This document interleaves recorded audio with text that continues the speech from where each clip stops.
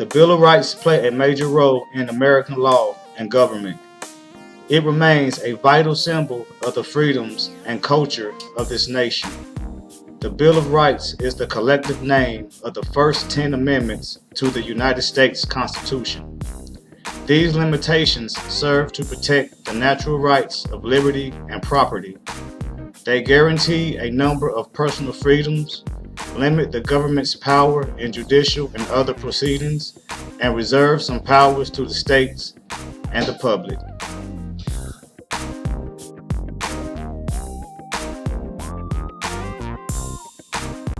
On December 2nd, 2011, the 112th Congress, in a vote of 93-7, Congress voted in the National Defense Authorization Act, which declares the entire United States soil as a battleground, and the United States military can operate with impunity, giving military power to arrest, detain, and assassinate United States citizens under impunity.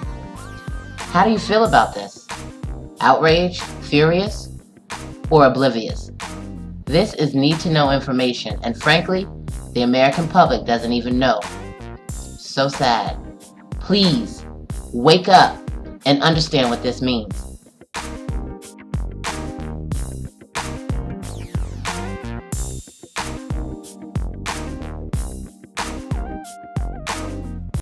Congress shall make no law respecting an establishment of religion, or prohibiting the free exercise thereof, or abridging the freedom of speech, or of the press, or the right of the people peaceably to assemble and to petition the government for a redress of grievances. If we continue to allow religion to separate us, worship their false deities, lower our voice, cease to assemble peaceably, never petition government of our grievances, or never read the press, books, articles, essays, independent newspapers, then we will fall right into the snare they've laid before us. It is our duty to stand up for our rights, especially when they are being snatched away from us left and right under the auspice of the international elite.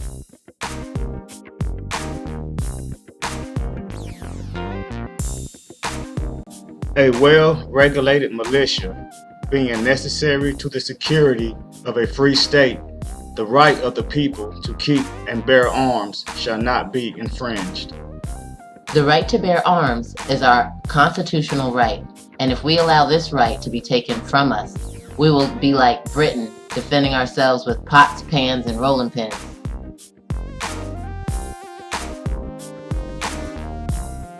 No soldier shall, in time of peace, be quartered in any house without the consent of the owner, nor in time of war, but in manner to be prescribed by law. It is our prerogative if we want soldiers residing in our homes. We must fight to keep our rights and not allow the government to impart such demands on your private property.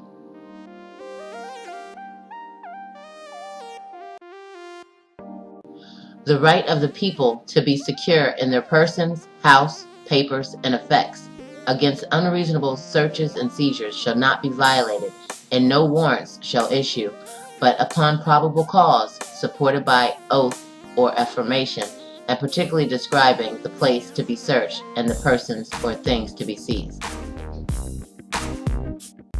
A search occurs when an expectation of privacy that society considers reasonable is infringed by a governmental employee or by an agent of the government.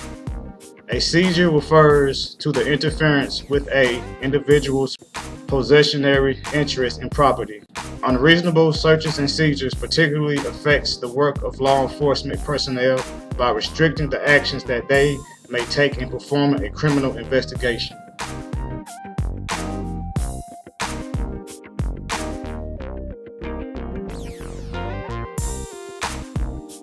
No person shall be held to answer for a capital or otherwise infamous crime unless on a presentment or indictment of a grand jury, except in cases arising in the land or naval forces or in the militia when in actual service in time of war or public danger.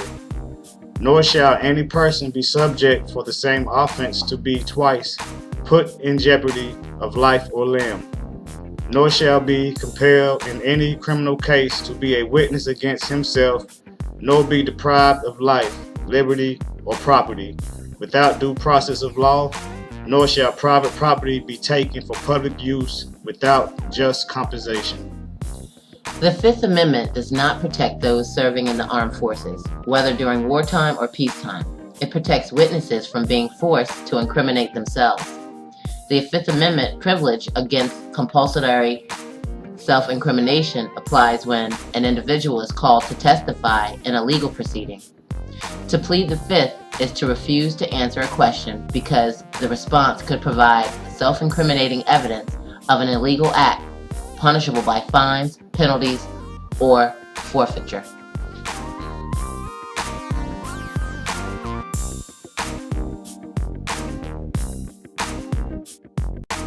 In all criminal prosecutions, the accused shall enjoy the right to a speedy and public trial by an impartial jury of the state and district wherein the crime shall have been committed, which district shall have been previously ascertained by law, and to be informed of the nature and cause of the accusation, to be confronted with the witnesses against him, to have compulsory process for obtaining witnesses in his favor, and to have the assistance of counsel for his defense. The Speedy Trial Clause is intended to prevent long-term incarceration and detention without trial, which amounts to a prison sentence without a guilty verdict. Public trials will ordinarily seem to be a condition that would work against the defendant. Given the likely humiliating effect, they also ensure that the proceedings are not conducted in an underhanded way.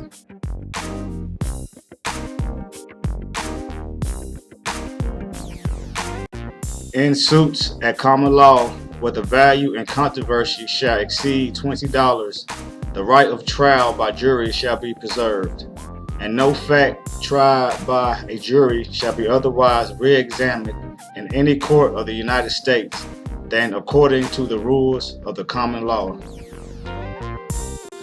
The Re-examination Clause of the Seventh Amendment states, in suits at common law, no fact tried by jury shall be otherwise re-examined in any court of the United States than according to the rules of the common law.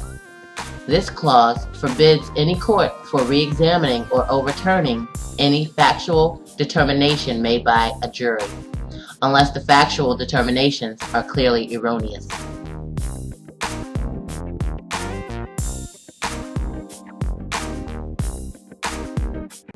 Excessive bail shall not be required, nor excessive fines imposed, nor cruel and unusual punishments inflicted. The Eighth Amendment has three provisions within it.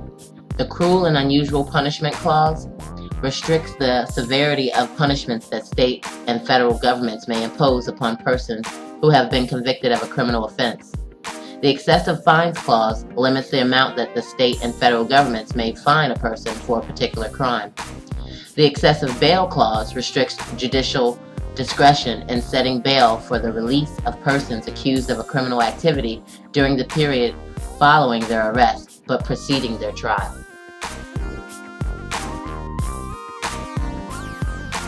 The enumeration in the Constitution of certain rights shall not be construed to deny or disparage others retained by the people. The Ninth Amendment has generally been regarded by the courts as negating any expansion of governmental power on account of the enumeration of rights in the Constitution, but the amendment has not been regarded as further limiting governmental power.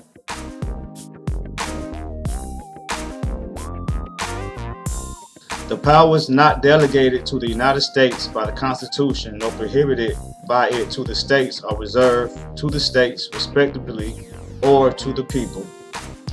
The 10th Amendment is similar to an earlier provision of the Articles of Confederation.